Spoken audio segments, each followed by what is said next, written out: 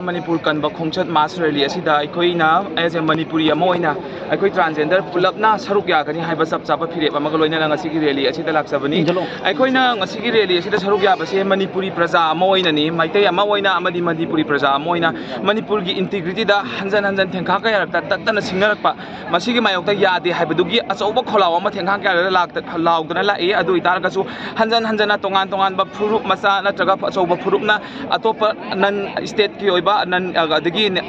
anti-national elements mayamam na Manipur da sangsala kan Manipur da tatana integrity da sinarpa Manipur thugaina ba honar pa jesi against matam punamakta maitaina amadi Manipur da khundaminari ba jati khuding makna chap manana lemine haibase masi utna bagi asoba rally asida aikoi ju as a citizen of the state as a citizen of the nation aikoi saruk ya badarka lai haibagi chap chaba wakhalon adu loina na rally asi saruk ya balakpani rally asi mapung phana ba hona bada sogo thodang lobiri ba Cocomi gi thongmi sing amadi ima ibel punamak ki akoina matam punamakta lepani akoi Manipur kan bada Manipur da awon ba ma porak bada tangdu leita ba shanti hanjalan ba haibase state government amadi national government ani gi mathong ne ba adom mokoina land sahi 1 year and 2 months phara abani si bauk da numit samri hela bauk bada sumaina sum tawraga le hanta di shanti leida ba lamdram amada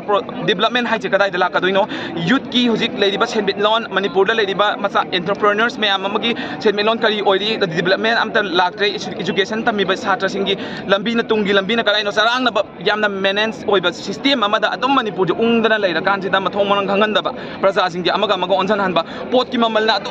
wange hojik Manipur da sen thok leiba midi khara khaktani nungai na hingi ba mi sing dugidi pai wari ba mayam sigi kanam tan khande aduna masi awaba praja khaktagi oiba rally ni dinate Manipur kan bagi rally ni Manipur kan ji mayam puna maksida so thodang longmina ji haiba wapam ji aina media gi thongda amuka hana paujenzari thank you jiri ki hojik thoiba thodok se yam nungai te aikoi su phan khara mobilize akoi masial tawraga mateng pangna bana tawri ado hana su mateng adum pangi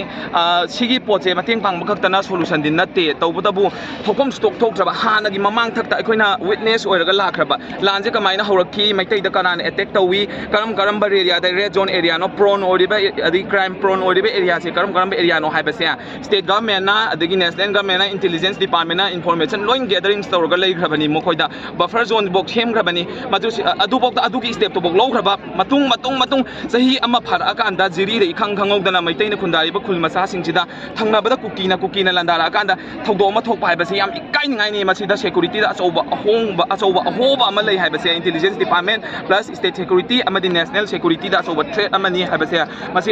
masi asoba khudam amane masi compromise tau roi da bani ado akoina matam punamak ta khangduna lak ba se akoina ngasi ju witness adum oiraga lak ba se landara iba se anti national oi ba pot ngak tani akoi hana khundaminar ba jati na natraga aduna nate narco terrorist hai ko ado moji anti national actors hai moise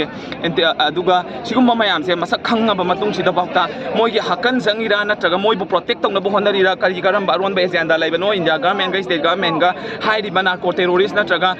kano sing se refugee in kano sing se lai pai ba militant sing se makoi ga manung da akaram ba aron ba